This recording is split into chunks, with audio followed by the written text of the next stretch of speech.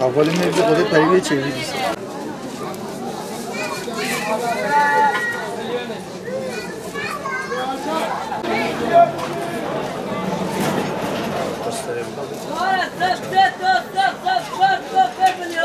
Türkiye'nin ekonomisi dışa bağlı olduğu için emperyalistler Türkiye üzerinden oyunlar çeviriyorlar.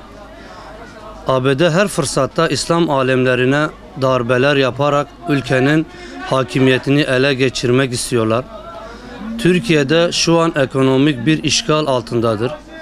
Bu durumdan kurtulmamız için yerli, milli, üretime dayalı bir sistem kurulmalıdır. Hükümet küresel haydut ABD ile ilişkilerini gözden geçirmelidir. ABD'ye karşı atılan her adımı destekliyoruz. Türkiye, emperyalist devletler ile ilişkilerini geliştireceğine din kardeşleri olan İslam ülkeleri ile askeri, siyasi, iktisadi, kültürel yani tüm ilişkilerini başlatmalı ve geliştirmelidir. ABD başkanları her kaşını çatıp parmak salladığında ekonomimiz bozuluyorsa ciddi bir sıkıntı var demektir. Bundan kurtulmamız için yerli ve milli sermaye ihtiyacımız var ve bu bir ekonomik savaştır. Allah'ın izniyle bundan da kurtulacağız. ABD bundan muvaffak olmayacak. 15 Temmuz'da darbe nasıl püskürtüldüyse, insanlar nasıl tankların önünde durduysa ve bu darbe başarısızlıkla sonuçlandıysa, şu anki ABD'nin 15 Temmuz uşakları olan hala ve şu an onların babaları ekonomiden Türkiye'ye ekonomikten darbe vurmaya çalışıyorlar. Allah'ın izniyle bundan da başarmayacaklar, bundan da muvaffak olmayacaklar. Biz bu durumdan elimizden geleni yapmaya çalışmamız lazım.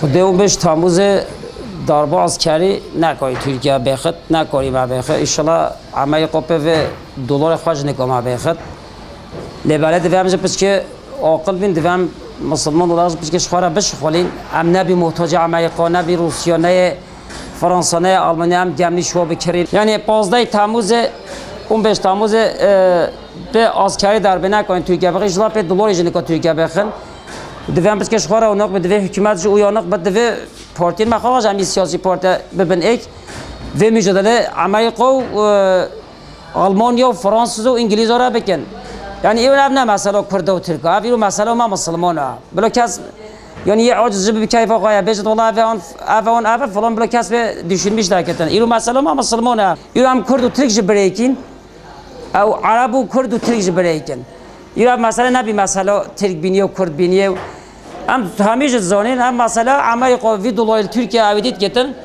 yani ve bölgede devlet selamet nu kim var Türkiye var Muhammed ve May Suriye ben o kadar ve amne Suriye jibre mana ve alwajbe Irak jibre mana ve alwajbe lama bilam سوای Suriye ve Irak lene zor gemak bunan diyor sülüpiyada çit molotofakiye خدا زده بکت خدا عامل صالح بدو هر مول نه ده زورگی کچیگن تدا همیشه 7 8 حتی 13 14 نه عجبت استوری وقت چه بتامه چکینا اما کی وراوی اما چی سوری چخال بده شهر اما چی عراقش خال بده شهر خدا انگلیس ما خوای نکن خدا روس ما خوای نکن خدا یونان ما خوای نکن خدا منا کوید سندرو خدا ما همیو اخن ویده بجام مسلمان کی واقعا اول بس کمی عقل بیامش خورا خواهد استقبال چکینا می سرفت است کاوی سرفت است را بورین آنچه خدا می کاوی هم یک خانقی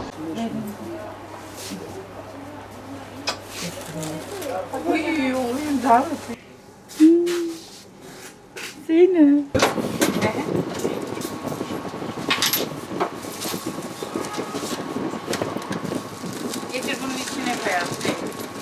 bu daha 15 Temmuz'un bir nevi devamıdır.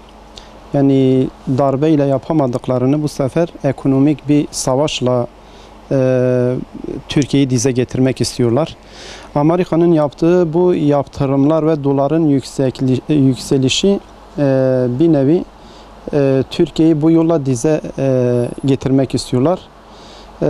Bunu aşmanın yolu ilk önce Türkiye'nin milli ve yerli kendine has bir ekonomi politikasının geliştirilmesi lazım.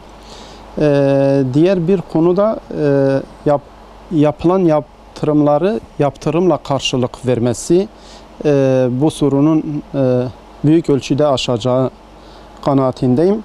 Türkiye'nin ta İkinci Dünya Savaşı'ndan beri baktığımızdan beri Türkiye'nin dışa bağımlı bir ekonomi politikası vardır.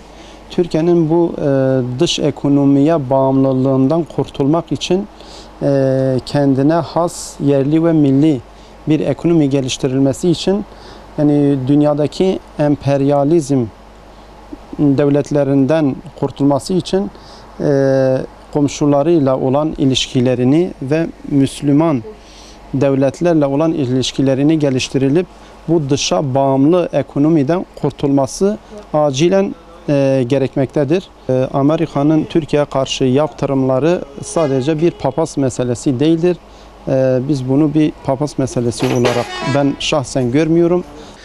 Bu konuda Türkiye'nin atacağı yaptırımları, dik duruşları, Amerika'nın ekonomik bağımlılığından kurtulması için yapacağı tüm adımları biz vatandaş olarak her zaman arkasında durmaya hazırız.